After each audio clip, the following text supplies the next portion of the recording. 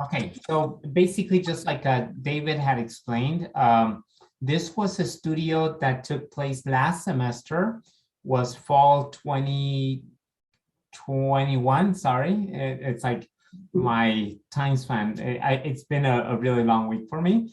But it was basically an LA studio that we allowed architecture students to join. So we had 3 LA young ladies that were part of the studio, and the rest were actually architecture students. I believe it was 9. Yes, Kathy, 9 architecture and 3 landscape. Is that right? Sort of? Yes. Yes. Yes. And so the only project that I have, and it's actually not the completed project, it was like the mid-review type project, is from the young ladies that, the LA young ladies, Emily Ontiveros, Hollis, remind me, my brain is... Hollis Moore. And Leah Greaser. And Leah Greaser, yes. Thank you, Kathy, for refreshing my memory. And so the other thing that, one of the things that I can show you, also, just like you were talking about the sponsorships as well, David, we actually also were able to do this in a collaboration between, like you mentioned, the University of Arizona and the Universidad Autónoma de Cd Juarez. We wanted to make it into a binational collaboration, especially because, I mean, El Camino Real de Tierra Adentro is that, you know, which is, it basically connects both countries now. In the past, there was no countries, no territories, well, somewhat, but not like nowadays, like today. And we were dealing with a very difficult site because there is a border fence there, which is not welcoming at all.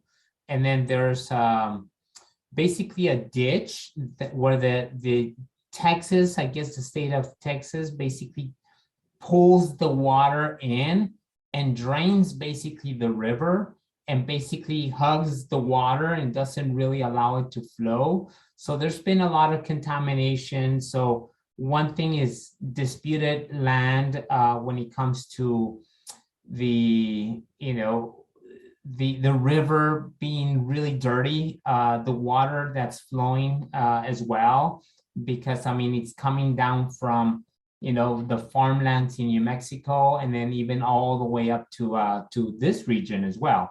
So a lot of people dump a lot of things into the river, and then Ciudad Juarez doesn't get the best of it, or El Paso. So I don't know if I'm able to share the screen, Kathy, if you want to, you know, jump in and continue with it, so I can show you sort of like the context, David, that you talked about.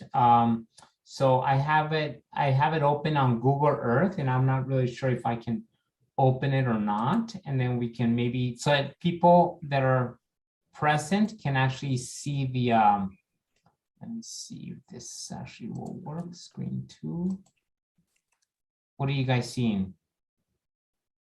Google. Google? Okay. We can see your screen.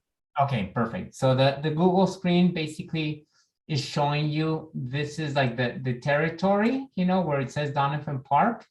Right here, these are the barracks. That is the first Fort Bliss site. Back in the day when the border was basically created, it was more extensive back in the day. These are the only 2 buildings remaining. Can you see my cursor as well? Yes, okay. So these are the only 2 Fort Bliss buildings that remain, which are not really part of the area that we were focusing in. And why we were focusing on this area, where it's actually the hacienda, used to be a restaurant. It used to be part of a Hart's mill, or a mill of the Hart's family. And the mill no longer exists. But back in the day, you can basically imagine the amount of water that was set aside in order to basically move the wheels, you know, the wooden wheels, you know, to grind wheat at the time, maybe corn. I'm not really sure about that. But the Fort Bliss sites, you know, which is a 2-story, and you'll see it, you know, in the I have another slide where you'll basically get to see them. They're actually like a 3-story adobe buildings, believe it or not, like full adobe, big thick walls that were basically the barracks for the soldiers that were stationed in the old first site of the Fort Bliss. It is now on the extreme west side of El Paso. So, but while we were working on this project, Abara, or the Abara House, which is a nonprofit in El Paso, purchased about half of the property, and they purchased apartment buildings. They couldn't purchase the barracks because the owners wouldn't sell it to them, but they basically, we then had a client, we had a client that we basically were working with, yes? So, so they created a program for us, for the interior spaces of the Hacienda restaurant, or what used to be the restaurant. So everything was abandoned, and it's still pretty much abandoned, even to this date. So, but now that they actually own the property and the site, we basically presented to them and also to our funders as well, which is basically the National Park Service, the Southwest Border Protection, Research Protection, I forget the full name of it. Do you recall, Kathy? No, I don't, but I do recall that it's the National Trails Office, and the people that we were working with were pretty extraordinary who came out of that office, giving us insight into the kind of broader history of the site. Yes, and then part of this grant that we obtained, Bianca and David, was like the third phase, because if we would have done the whole thing at once, it would have been way too expensive. So they decided to break it up into different phases. For the first phase, it was Amaterra that worked on a wonderful document, basically researching bibliographies and researching the histories of the site. And then the second phase, which was ongoing, while we were working on the project, was basically to do a historical structures report, an HSR, and then also a cultural landscape report as well, since that was Paleo West working on that project. And their partner, or the people that actually got the funding, was the El Paso County that basically had the resources for the funding. So our project was to go in there and re-envision the site and the border and the river and the many aspects of this part of it, connecting it to the larger context, as you can see on the on this map. So we basically connected it to UTEP, which is basically, you can see it there, that's UTEP, which is the University of Texas El Paso, and then also to Juarez as well, which you can see the density in here. One of the interesting things, in Juarez, even though there's a lot of density, none of these sites are historic. However, you can actually see where the Acequia Madre still lies. And the Acequia Madre has been there since the colonial days. And if you follow the Acequia Madre, which we did when we were down there, you can basically follow it all the way to basically the downtown or the main plaza, or close to the main plaza of Ciudad Juarez. So that aspect of it is still there when it comes to the colonial aspects or the colonial elements that still remain. Nothing really remained on the El Paso side. Historically speaking, the buildings, are still there, but none of the colonial sites. Maybe the house, if it was actually added on, and it was there before the American invasion of the territory, or the Mexican territory. So, and like I said, the Rio Grande, we were dealing with many issues on site. So if you want me to, Kathy, I can start showing some of the slides that the young ladies, the LA ladies basically produce, and maybe you can jump in and maybe talk a little bit about their specific project. How's that? Yeah, that sounds great. Okay, let me see. Let me stop sharing here, and then let me go to the. I may lose signal, and if I do, I apologize, and I'll just come back in as soon as I can.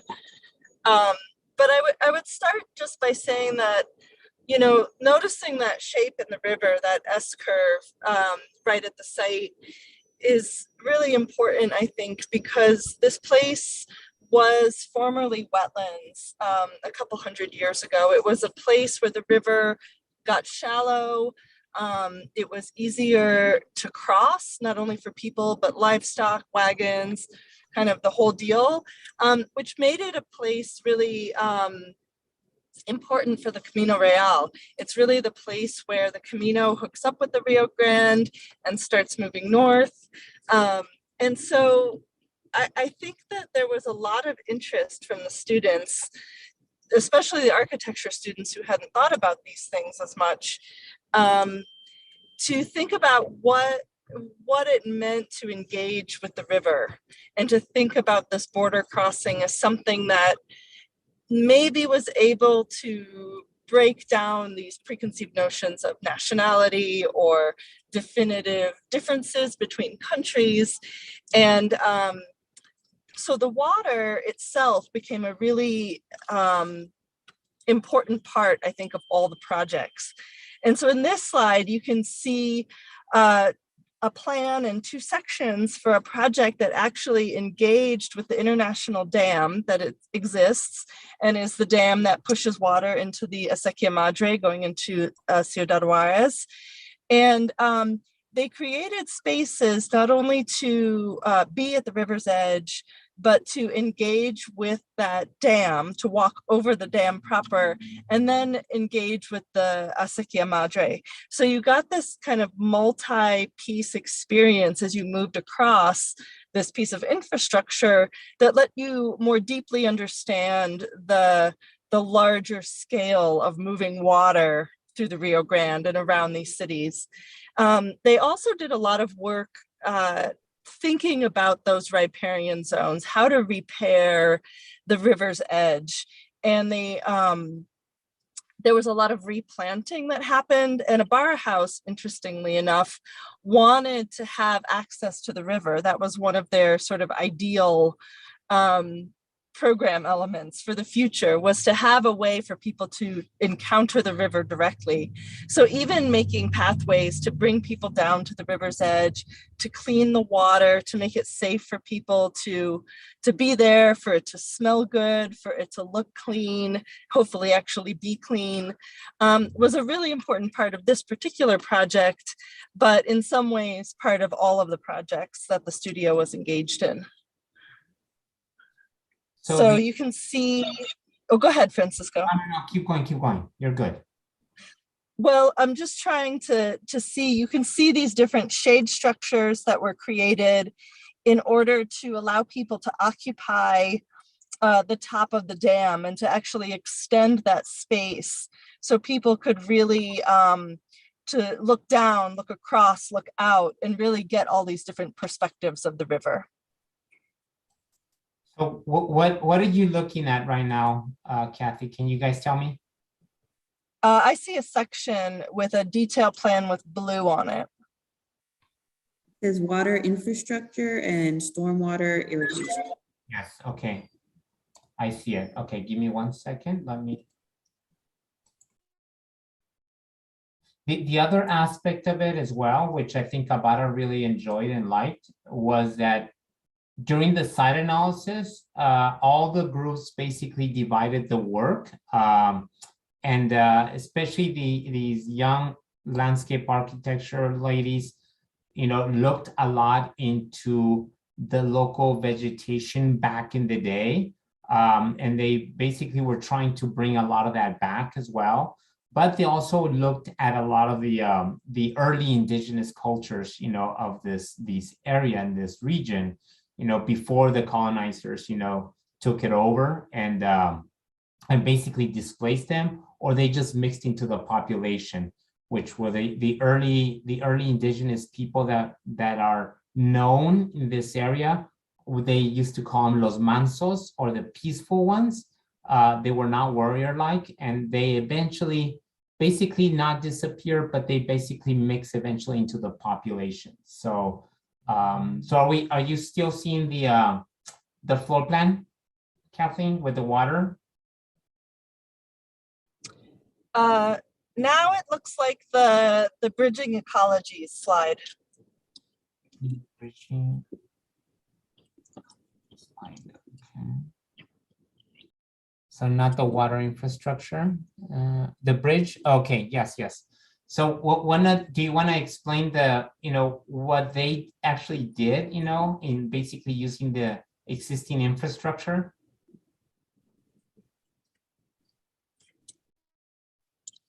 Sure. Yeah. So one of the things they tried to do was think about it on a system scale. So really starting from Elephant View Reservoir that you can see at the top of the slide there, and moving further south to the reclamation facility, the arroyo drainages, stormwater retention. All of these things are feeding into the river, different volumes of water, different times of year for irrigation use, for urban use, municipal use. And, the interesting thing is, reclamation is a pretty interesting word, this idea of reclaiming water from a river so it's not, quote, wasted. But one of the things that's helpful to think about is that these reclamation facilities now can actually help keep rivers alive by moving water through them. The stormwater retention is a way to allow water to infiltrate, to keep the water table a little bit higher, to help keep the river healthy, and then maintaining arroyo drainages in a way that don't erode really terribly is also a way to help keep rivers healthier, kind of downstream, so you don't get these huge volumes of water flooding. And so at the bottom of the image, you can see this kind of beautiful seasonal section thinking about when the water's low in the spring and in the early spring, and then late spring when the irrigation year starts, the water starts to fill the river back up. Hopefully, although this doesn't happen every year, it may not happen this year, there's more continuous water levels moving through the river. So maybe flooding, but at least not totally dry. And then as the year starts to end into September and October, you have those water levels dropping again. So, and if you can slide down a little bit, Francisco, we could see that the rest of that seasonal flows diagram, or maybe it's on there, but that might help explain it as well a little bit, how the water moves around. It's a very low amount of water that El Paso and Juarez are receiving. They receive about 10 inches of rain a year, so that's very, very low. So using the water in the river wisely is extremely important for municipal and irrigation use.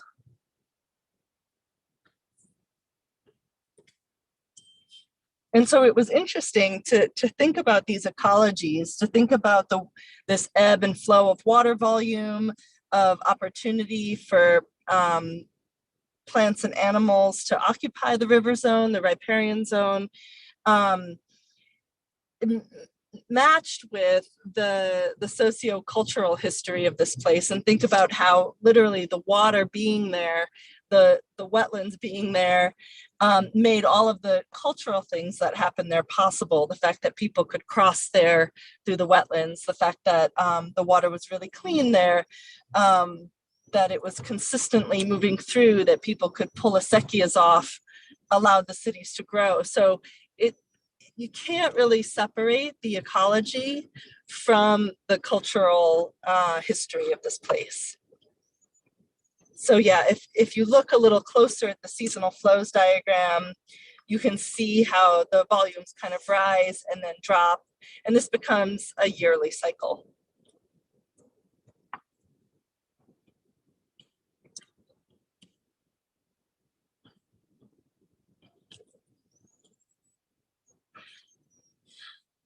Did you want to add anything, Francisco? let me see if I can get to the final, I think that this is, can you guys see this plan here? Yes. Yes, okay. So basically this is a lot of it is like the final design, or at least what they had actually produced like at the midterm project. And let me see if I actually have another one. Give me 1 second here. 1 second. I just want to let our guests know, if you have any questions at any time that you might want to ask Francisco or Kathy at the end, there's a Q&A box at the bottom, so you're more than welcome to fill out your questions. One of the things that really captured my attention, and while we were working, especially with this group of the 3 young ladies, was that it really started to become more of a Moorish type of garden. And actually, I will show you in a minute, basically the final sheet, that is now hanging basically because we actually had the landscape architecture accreditation recently, and their projects were selected, so they were put up along with the model that you guys have now in the Santa Fe Art Institute. So there was a lot of work that was done by all the students, not just them. But what is really intriguing is the way that, because they are landscape architects, is how they basically modeled, especially when it comes to the water, with the Alhambra in Spain or in Granada. So they really started to create these amazing spaces that recreated these types of Moorish gardens that were very important for them, for their project, but also for the region, and the influence that the Moorish architecture or Arabic architecture had on Spanish architecture, and bringing it to the New World.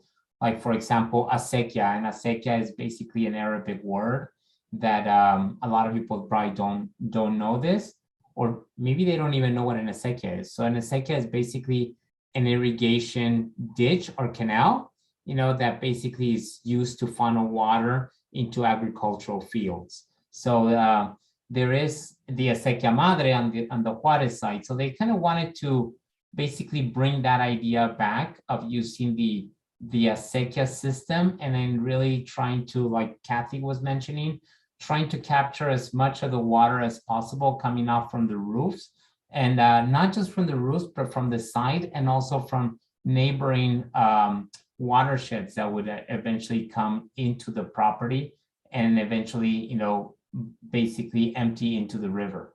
So they basically created all these types of sections and sectional drawings, as you can see here, of capturing the moisture and the water, as you can see in that lower sectional drawing that you can see there.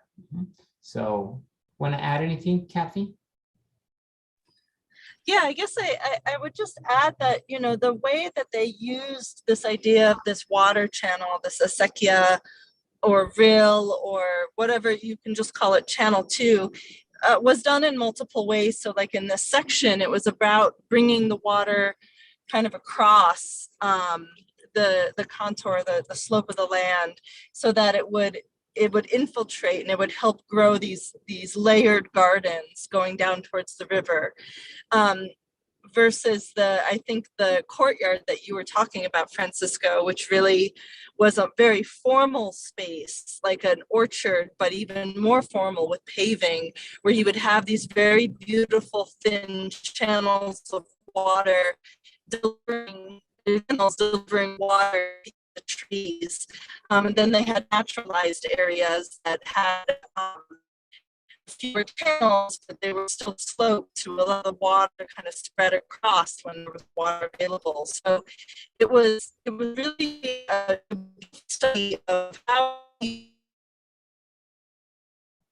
You're breaking up, Kathy. to different types of garden spaces. Yeah, and let me see. Let me go to page 2. No, it's not 2. 4. This one here, and this one basically is the complete design, as you can see here, okay?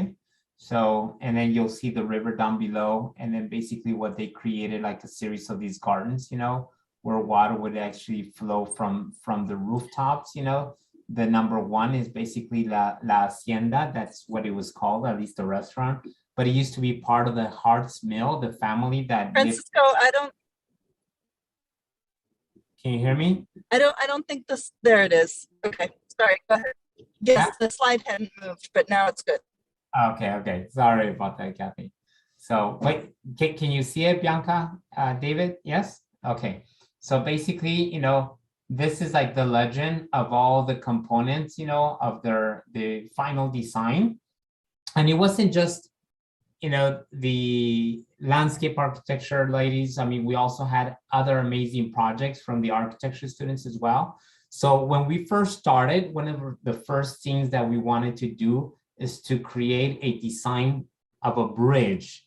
So what they decided to do with their project is basically to use the existing infrastructure of this dam that is basically already there and located. So, I mean, not wanting to, you know, interrupt or be invasive when it came to the, you know, to putting more infrastructure where there's already like a huge fence there. So they basically took it on their own to basically take the existing infrastructure and make it into a pedestrian bridge, as you can see in the other slides. But this one, what they were trying to do is, you know, keep it as minimal as possible when it came to crossing the border. However, we had other ones that were actually quite amazing, especially the architecture students. So that was the first part of our project, the UNM student projects. Other students, like from U of A, basically eventually moved into a bridge type project as well towards the after the mid review. So we first went down there and met with the students from the Universidad de Juarez, University of Arizona, and then also UNM students. We basically stayed in the El Paso area, and we spent the whole weekend there documenting the site, meeting with Abara House, which were now our clients, and then also with the professors from Ciudad Juarez once we crossed the border. We actually did take a walk across the border, and we explored, you know, the other side of the El Camino Real, you know, and also with the acequia, and we followed the acequia all the way to the close to the downtown plaza.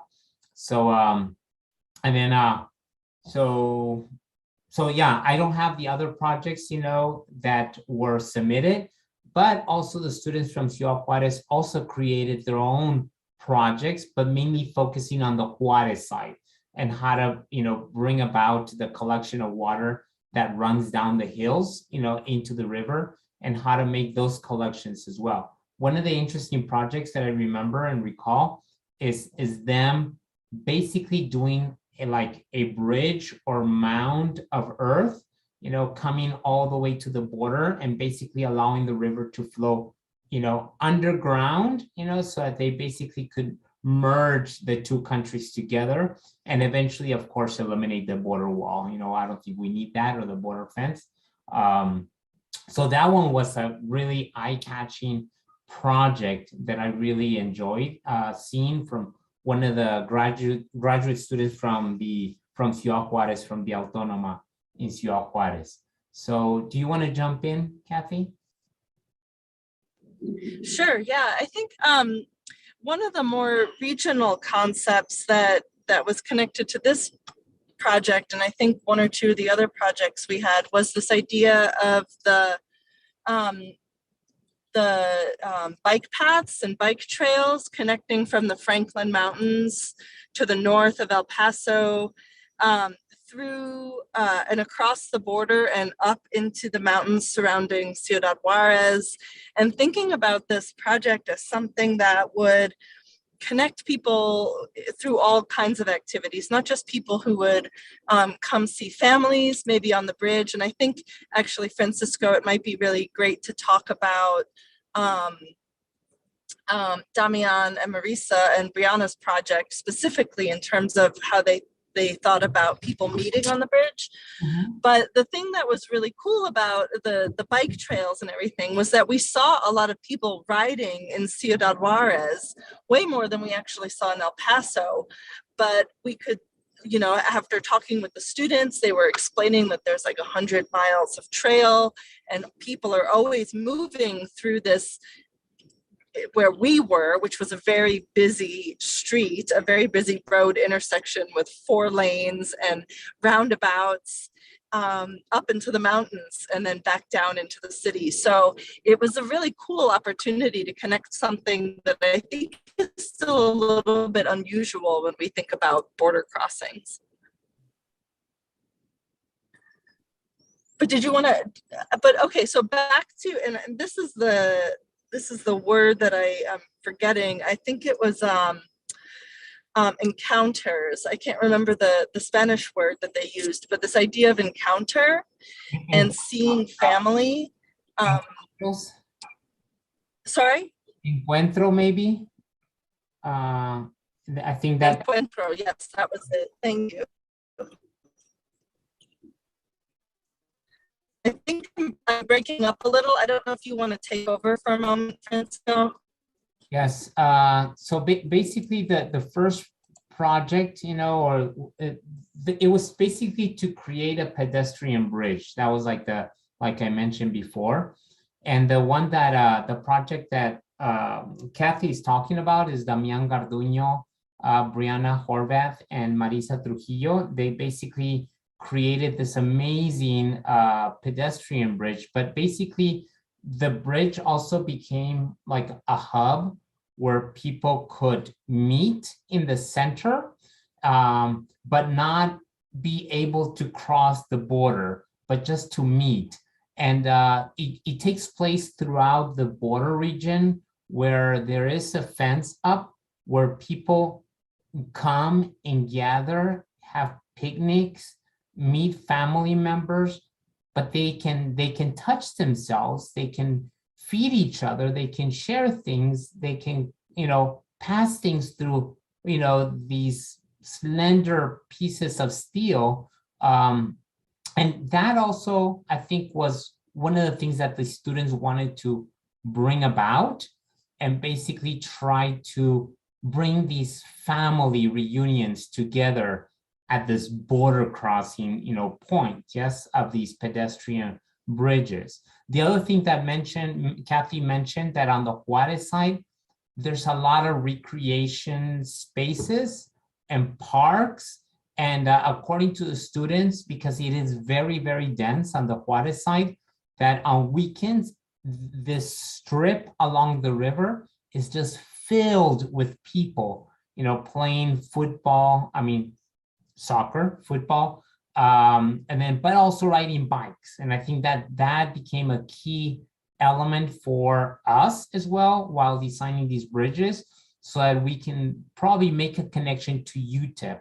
So then we started to think about how the students, because there's a lot of students in Ciudad Juarez that basically go to UTEP and into a lot of the academic institutions in the El Paso side. So how do we get these students to, you know, cross these pedestrian bridges, you know, using their bikes? So the bicycle trails became very key when it came to, especially to connecting it to UTEP and basically students that wanted to ride their bikes, you know, to school or to the university, and vice versa as well. So, but that was one of the key issues when it came to the design of the Juarez side, yes, because there was so many public spaces along the border region compared to on the El Paso side, which is basically composed mainly of highways and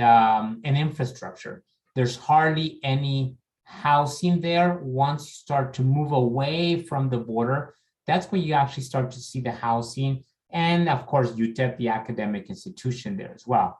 But you know, it's a huge juxtaposition of densities, you know, when it comes to the urban centers or the urban fabric of both cities, especially along the edge of the border that will eventually lead us into the downtowns, which actually are not that far from this specific site. So do you want to continue at all there?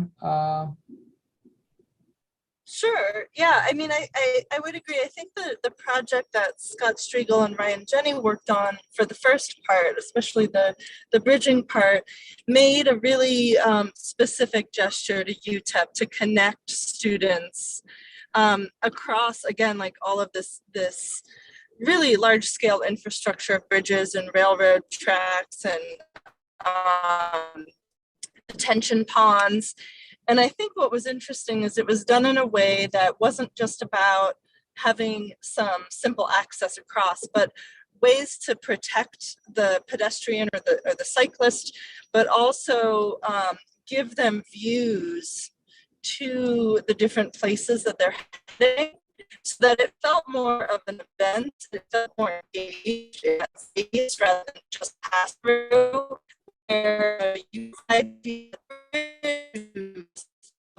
You're breaking up, Kathy. I can take over if you want me to. Kathy, you want me to take over? You were breaking up a bit there. You were talking about Scott's project, and the other thing that, you know, when the first part of the semester, you know, was taking place, they were basically just focusing on this pedestrian bridge. I mean, of course, you know, also on the context of both sides of the border, but we weren't really focusing it on the site or the specificity of the site. It was basically on this in the second part of the semester that we started to tackle the site and the programmatic issues, functionality that basically the Abara House was seeking.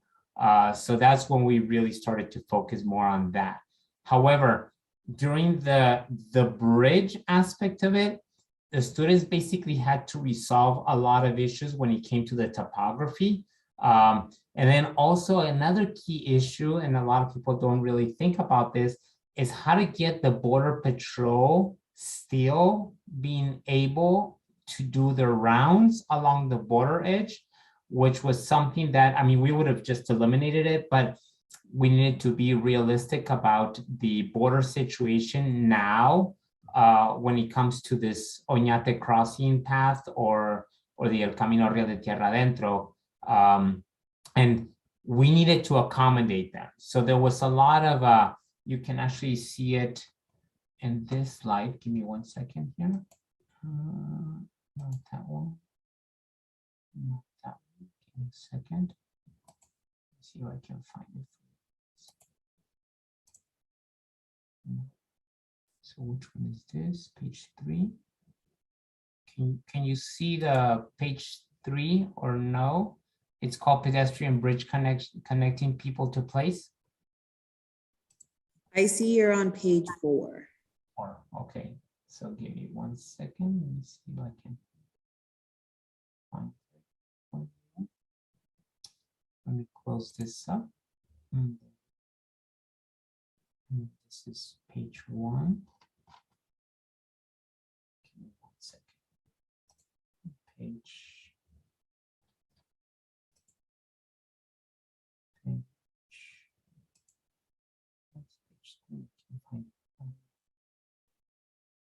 Well, I'm not going to be able to find it, so give me a second here. So, Okay. Yeah, so basically, one of the things that, you know, had, and they basically, because they had a section of it, you know, with the Border Patrol, it was like a tunnel that they basically created next to the channel, you know, that where the Texans basically remove the water from the river. So then the river basically becomes like this little stream or little trickle of water that flows through, you know, until they're able or willing to irrigate. That's when they close the floodgates, you know, for this dam, small dam, and then they basically will channel the water into the Acequia Madre to irrigate the fields that still exist in Ciudad Juarez, and then other parks as well that they use the water from the Acequia Madre. So are you seeing a poster right now? Yes? Yeah, it has the University of Arizona, University of New Mexico. I just wanted to show you this image also because these are the collaborators and the partners that worked on this, you know, I would say very intense semester project. So from the University of New Mexico, University of Arizona, and Universidad Autónoma de Cd Juarez, or UACJ, and then the students that worked on their end, and the students from the University of Arizona, and of course our students as well. So so this is what went up, you know, during our exhibit this past semester. Towards the end, I think it was December 3rd, I believe it was, that we basically had like a huge open house. So we invited people from the National Park Service, from the universities as well. We actually recorded, you know, since the University of Arizona students couldn't be here, we had one of our students that's amazing with, you know, his video camera and all kinds of technologies. He basically recorded like all the, they did send us their boards. So we actually had a jury that critiqued their work. And then we eventually, you know, send them the video so they can actually have had, or they basically had some feedback on their projects. There's two students that were here from Ciudad Juarez, Ilse, and then Leon Felipe. They basically presented their projects. And so we also made copies here at the school. And so it was basically the entire gallery that was full of projects, variety of different projects and variety of different techniques and ideas, especially the creativity that a lot of these students had, you know, was quite amazing. So so this is the poster. The render that you're basically seeing there was actually produced by the three ladies, or actually Leah Greaser from that group, you know, produced this this image of looking out from the Hacienda restaurant, what used to be the restaurant or this building, into one of these like Moorish type gardens, as you can see there, with like the palm trees and a lot of the native local species of the trees and the when it came to the landscape design. So are you back, Kathy? I am, yeah. And I wanted to add one thing too about the poster and the name of the studio, this idea of Bordear, and we wanted it to be the verbs, not this idea of a static object. Because borders change, they're thick, they're not just one edge, that they're these complex constructions that have so many layers to them, and that when we think about bordering something, it can also mean being adjacent to, being next to, being engaged with. And so I think, as well as, you know, engaging with different cultural concepts, ecological and environmental concepts, it was also really important for us to think about how these things knit together. And I think that's why the bridge was such a great project to begin with. And then layer on top of that, the redesign of the hacienda, the creation of gathering spaces, of rehabilitation for the barracks buildings, and thinking about how life kind of comes back to this in a lot of different ways, where things are juxtaposed and brought together and made next to each other. So I know that kind of bounced off your point a little, Francisco, but. And then thank you for explaining that. The other thing that actually before the bridge, and one of the things that the students did in our studio was basically review a lot of the information that was handed, you know, over to us, especially from the folks from the first Amaterra booklet that basically did all kinds of research in this region, in this area. And then also from the people that were working with Paleo West, who were doing the historic structure report and the cultural landscape report. Beautiful sketches that were produced by Steve Burns, who is a former National Parks Trail, employee. So he did an amazing evolution or chronology of how the river might have looked back in the day, back even before the first settlers started to, come across this path or this region. So it was basically a huge site analysis. We divided it into different segments or sectors, and each one basically took it upon themselves to, create this amazing site analysis, which was basically I would say like the first 3-4 weeks, Kathy, of the studio that this took place. Yes. And actually, I was just looking at the questions, and I think that begins to answer the first question. We, just to kind of get to some of the nitty gritty in that question, we didn't do interviews with historians down in El Paso or Ciudad Juarez. We depended on the previous reports for that. We did get information from the Park Service and the Trails Office, but we didn't really have time to do our own sort of original source research with archival maps per se. They did use like the map library at the University of Texas, the Perry Castaneda Library, which is a fantastic resource, and some other library resources for maps, but it wasn't, we did have to depend on the work of other people. We had been, these other two reports were pretty extensive, so we didn't really feel like we needed to reinvent the wheel and begin our own research kind of from scratch again. In terms of discrepancies of who owned or stored the information, we didn't actually come across a lot of discrepancies. And I think that Francisco's point about Steve Burns's work was important, because his sketches were super, super helpful in terms of determining physical locations of things. And I think if I scroll down to maybe the fifth question or so, where it asks about where is the Oñate crossing and where is the original Camino.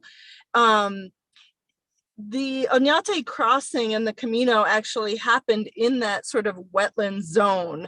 So there's not just like one single path, but rather it was kind of like a 100-meter sort of wide zone that people could move through, animals, all sorts of things. It wasn't kind of a singular path like we might think a trail is, but rather it was almost like a boulevard of space that people could cross the river, but it was there at that S-curve.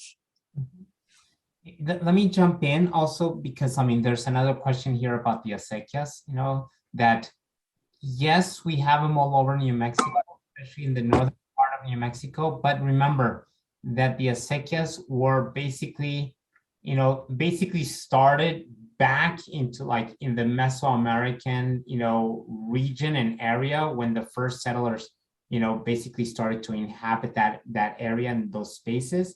And then they basically, so you still see a lot of acequias throughout Mexico, especially in the northern regions as well. They might not have the same structure now. Maybe some communities do, but not all of them like they do. And they're really intact in northern New Mexico with the mayordomo system. I don't know if you guys understand that, but the mayordomo system, there was two types of mayordomos or caretakers. There was some that for the acequias and then some for the churches as well. So they basically became like the caretakers, the ones that would manage or control who would be using the water next. If there was drought, maybe they would only allow it to be used every so often. So basically they became like the regulators of the flow of the water, from the acequia systems especially in northern New Mexico. And the acequia madre, basically I would say, was there even before any of the acequias here in northern New Mexico.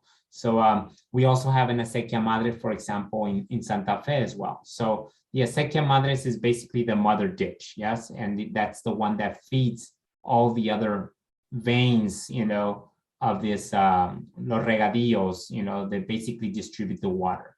So just for that person that had a question about, you know, about the acequia communities, yes? So, but however, Ciudad Juarez, if you can imagine back in the day, was a small town, a very tiny town, yes? With a small plaza, with a small adobe church, and now it's a huge mega metropolis, you know, with El Paso adding more population to it. So that whole region now, it's probably composed of over maybe close to 3.5 million people. So from a small community of El Paso del Norte, or the path to the north, you know, back in the day, is now a huge mega city. And I think Kathy is correct when it comes to the El Camino Real. Why they crossed there? It's because there was probably like the lowest wetland there. And that's where they basically called it the path to the north, El Paso del Norte. And that was the original name for Ciudad Juarez. And they eventually, once the border was drawn, they basically created two El Pasos, El Paso del Norte and El Paso, Texas.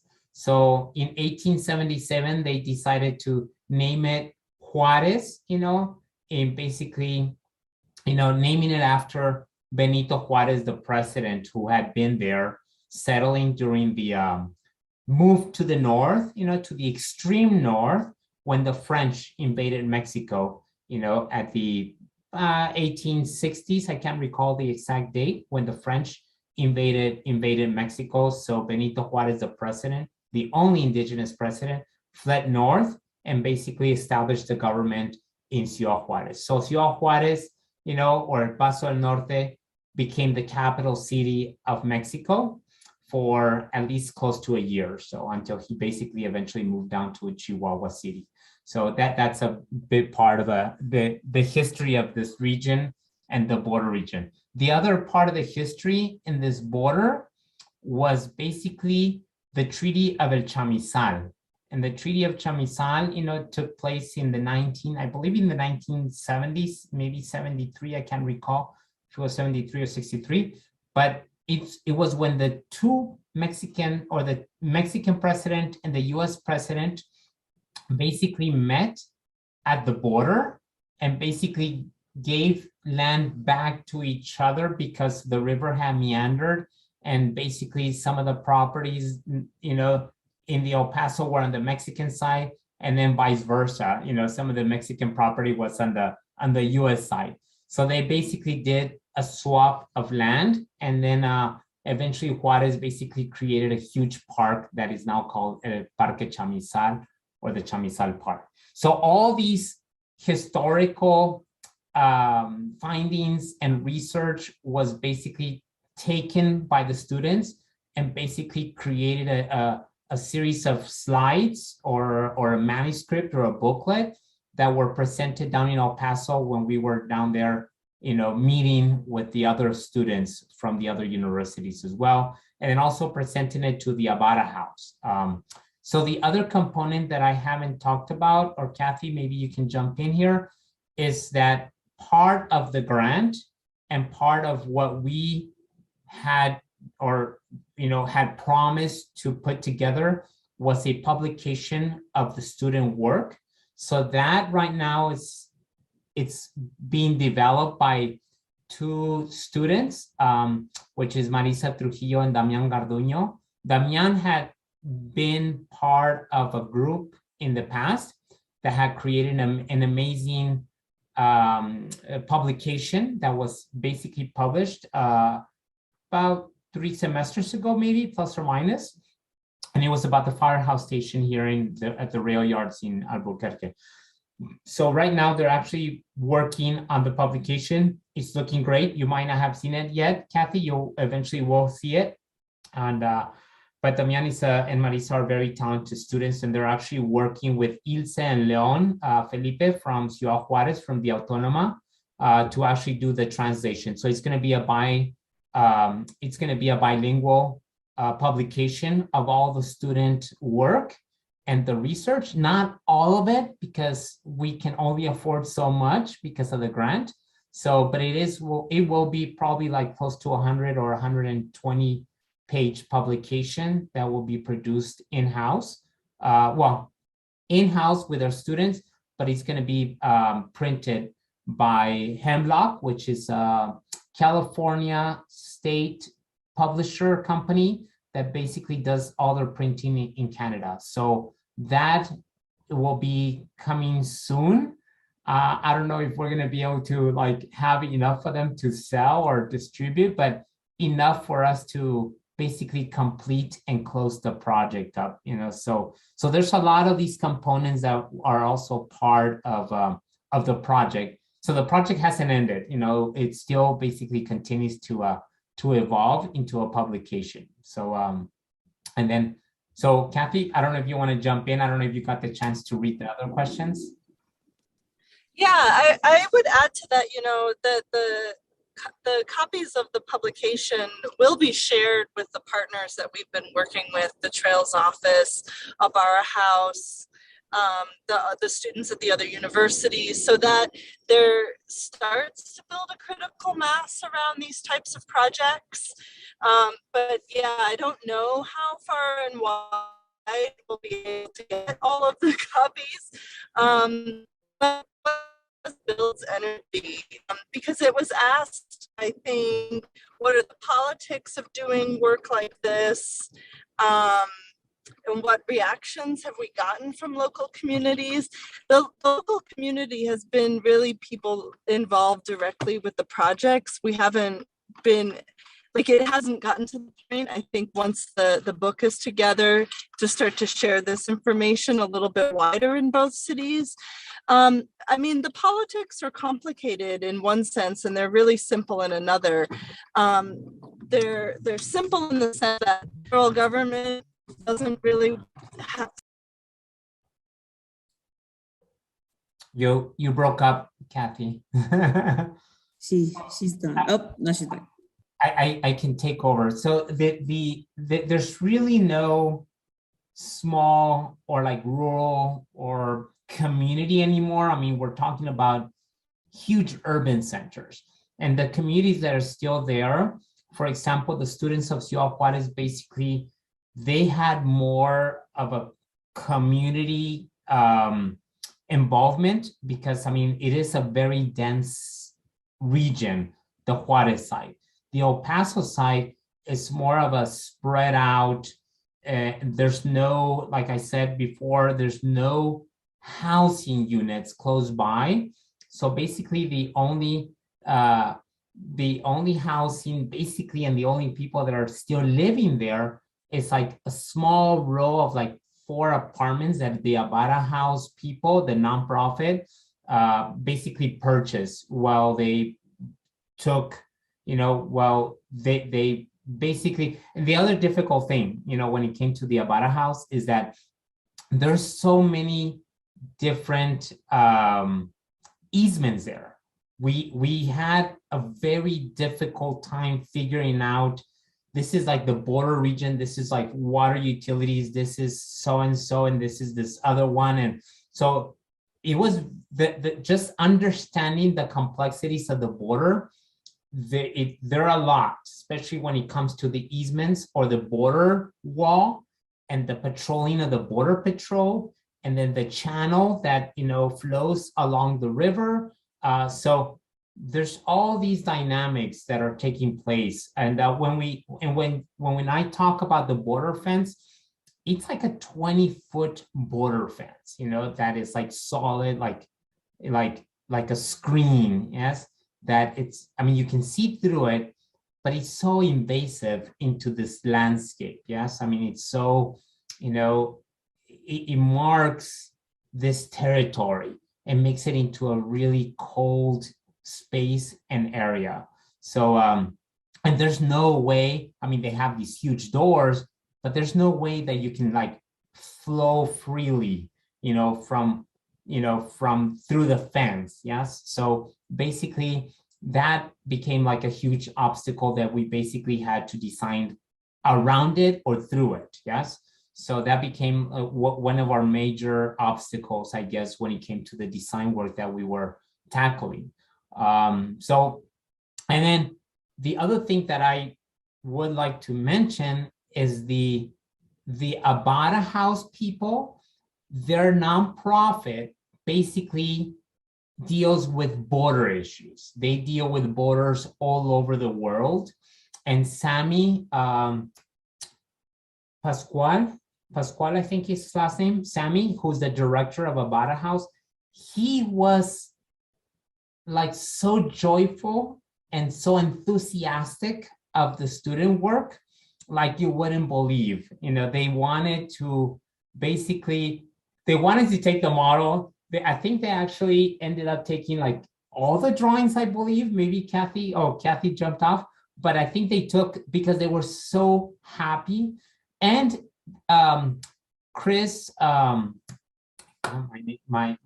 names, I'm forgetting people.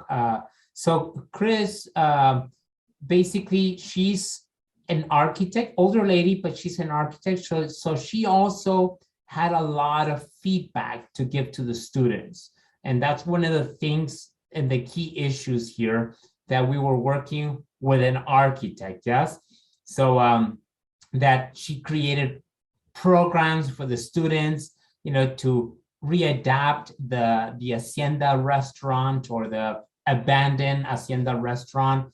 But I'm so glad that it was them obtaining this property, because they became the most amazing clients as well. So, and they can't wait for the publication to come out, and they can't wait to get their hands on the model. They would like to take the model, and we offered it to them.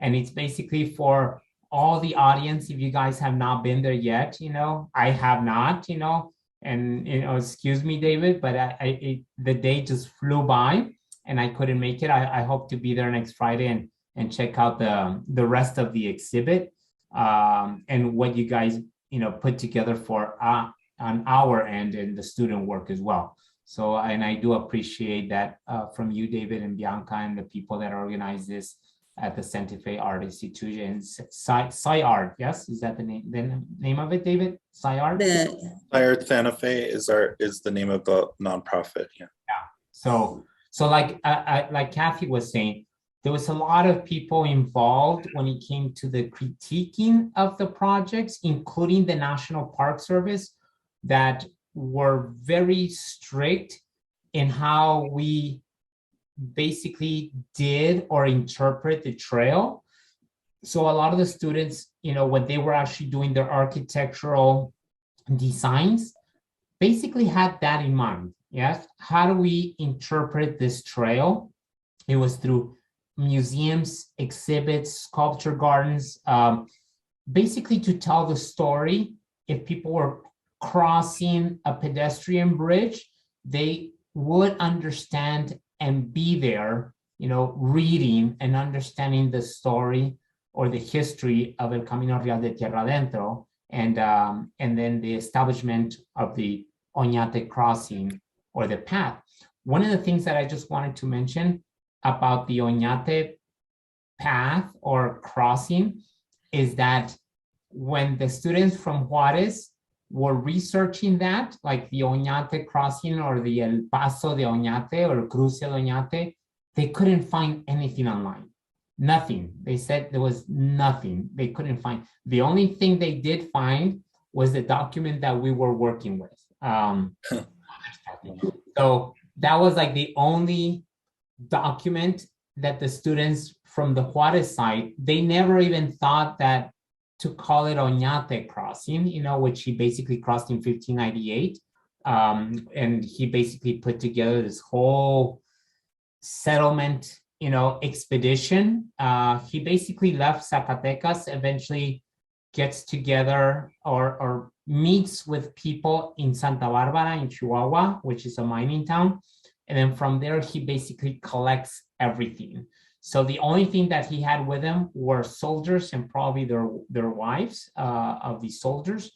So he brought people together, oxen, I mean, cattle, chickens, pigs, whatever, you would take them on this like long, trail or path or, or visit. But they were settling, they were moving north. And that's why El Paso del Norte, which is now Ciudad Juarez, that's why they called it the path to the north or to the northern territories. So it was like the first time that the New Spain basically wanted to settle the northern region. So it took Oñate about several years to convince the Spanish crown that he wanted to explore the northern territories. And that's how we ended up with Santa Fe and a lot of the neighboring communities that were settled in as the first capital cities, and then eventually was moved to the now Santa Fe, that then became the capital. So El Camino Real basically connected capital to capital, which is Mexico City, to basically Santa Fe, although people say that even it went further north, all the way up to Oquehuengue Pueblo as well. So, and so a little bit of history there when it comes to El Camino Real. So, Kathy, I don't know if you want to jump in or you got interrupted. Oh, hi. I'm so sorry about that. I got completely disconnected. So I don't know how to continue what I was saying, but if there's another question, I'm happy to jump in again. Basically, if you want to give like any closing comments or, anything you want to relate to us, getting closer towards the end. Let's see. I guess I would say that I think that this project is a really interesting example of the possibilities of combining landscape architecture, cultural studies, environmental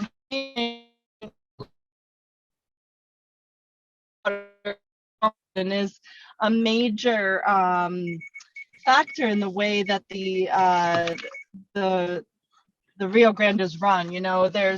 There are so many compacts between New Mexico, Texas, the country of Mexico.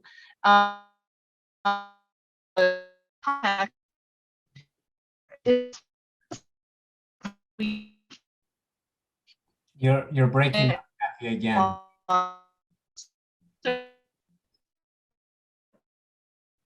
Kathy, you want me to?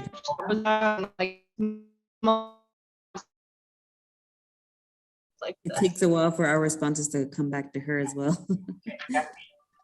You're breaking up. So let me follow up on what you're trying to say here. So basically, there's a lot of complex issues when it comes to all these authorities along the border that are being shared by Texas and or El Paso, Texas, and then New Mexico, and as well as Ciudad Juarez or Mexico. So in some cases, Bianca, David, and the audience, it goes beyond, the control of Juarez and El Paso.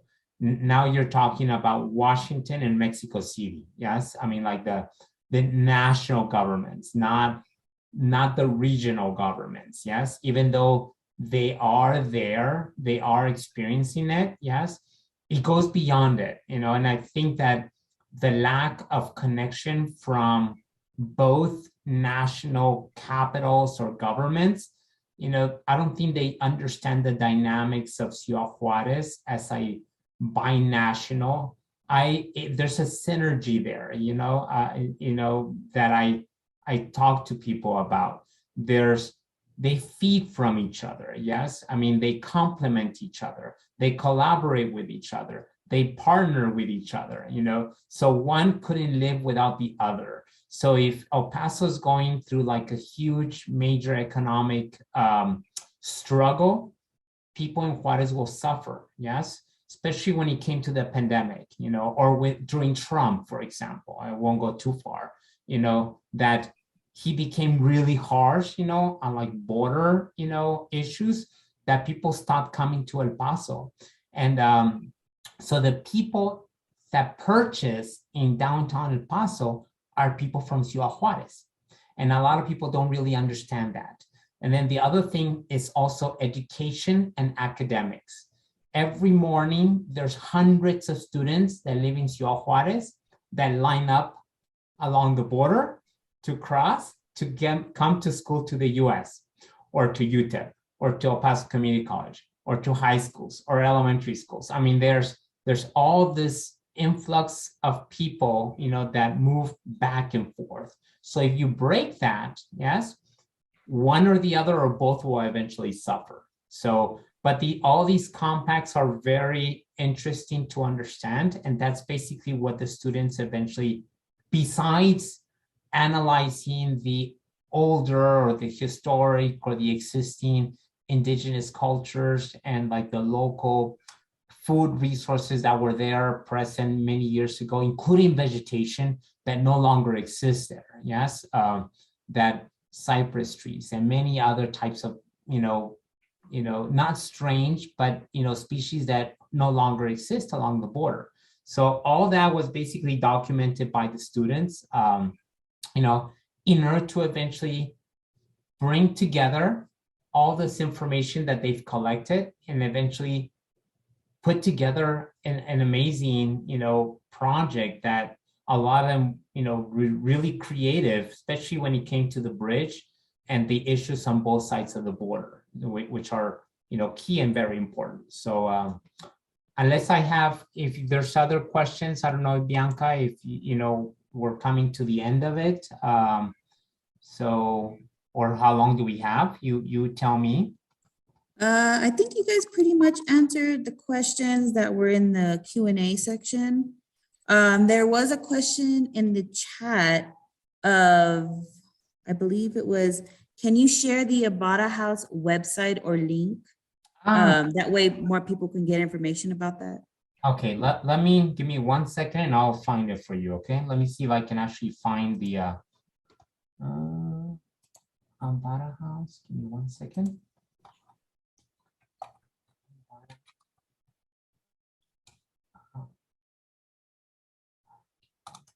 Let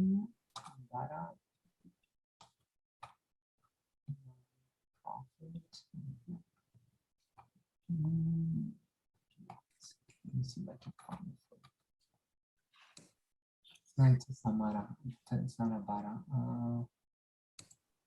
What I can do, Bianca, if you want me, I can find it and let me see if You can just email it to me if you'd like, and then I can share it. I'll email it to you, and then you can share with the participants that are here today.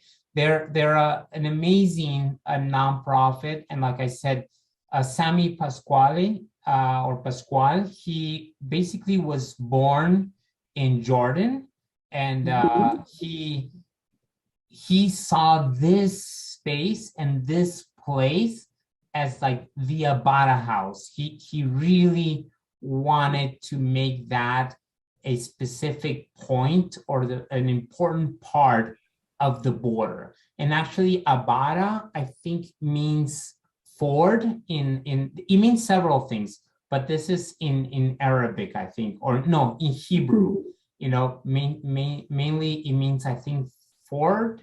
And Kathy, please jump in if I'm, not correct on this, but what Abada actually means, the word.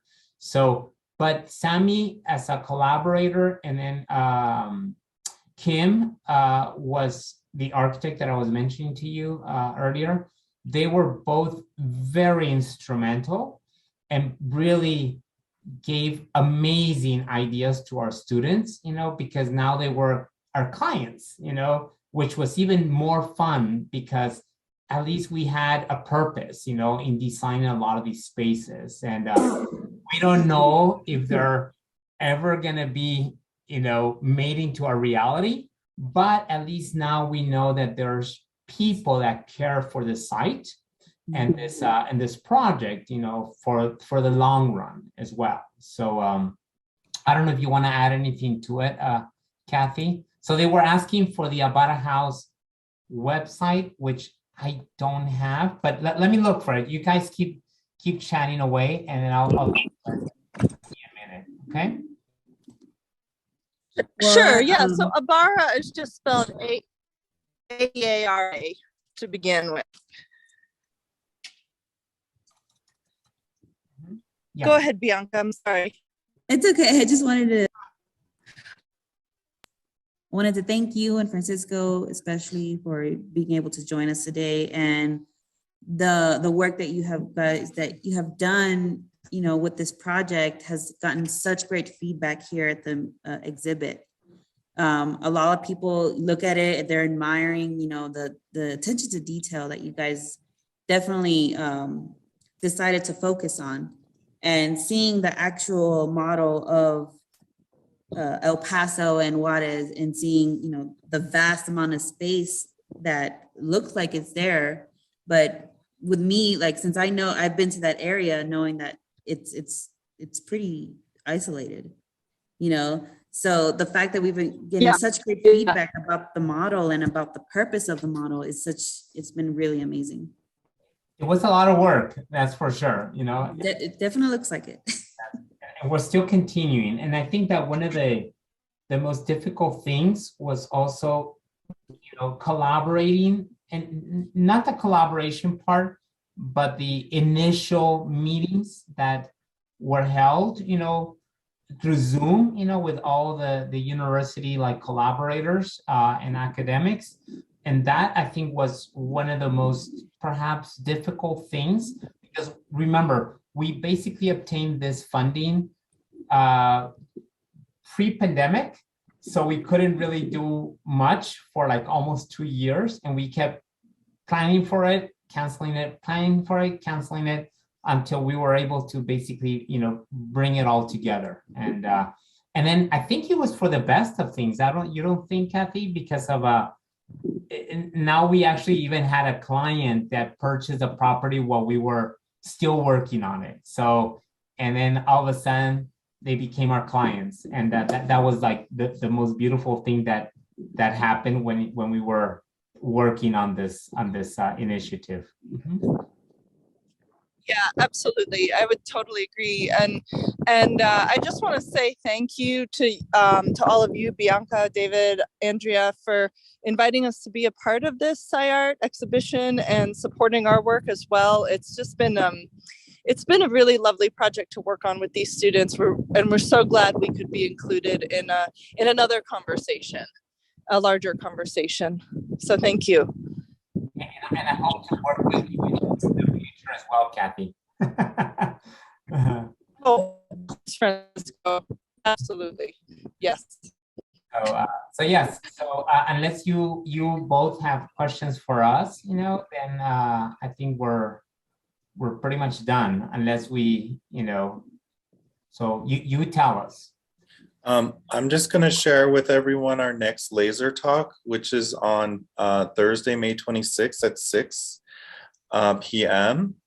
And it's Memorial Anti-Memorial, which is also another studio in it's in the landscape architecture department. And I'm just going to read a brief description here about the studio. Memorials have long been sites of collective memory, commemoration, and historical reference. Although often described as apolitical, the act of choosing a particular memorial to be built within a particular location is by its very nature political. Who decides who or what should be memorialized? What narrative will be shared? Where will it be located? And who will have access to it?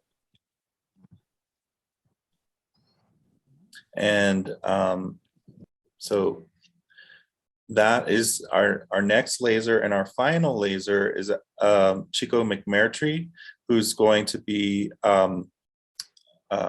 actually who's right next to this project, and I think it's a great juxtaposition. His work is the border crossers, and it's actually he's designed and constructed these robots that cross borders and create that connection between the US and Mexico. Just to also mention, there is another laser tomorrow. That's going to be in person. If any of the audience members wants to go or get any more information, it's Exploring the Unknown with Cheryl Crow and Patricia Watts. That's going to be here at Vital Spaces, here at the SFAI campus. We have the information in the comments in case you want to find out more about it. If anything, it's just like this laser, it's free. You got any other information, you know, you can just let we us have, know. sorry, we have 2 exhibitions going on actually at the Midtown campus in Santa Fe right now. And they're both sci arts related, and it's called Beneath the Surface. And it's looking at art and science research projects. So Francisco and Kathy, if you guys can make it up before next Friday, we'd be happy to give you a tour. And anyone else who's still here with us. Thank you so much. I'm sorry. You're breaking up, Kathy, again. I just wanted to repeat that for you guys and who's ever here listening to us, we're available. We're streaming right now on YouTube live. And after we complete this laser talk, you can watch all of the laser talks that we've had so far, and subscribe to SciArt Santa Fe on YouTube. So thank you everybody for coming. Thank you, David. Thank you, Francisco, Kathy, Andrea, Amy, all those that have been involved. So see you next time. Have a great evening. Okay, bye-bye. Bye. Take care.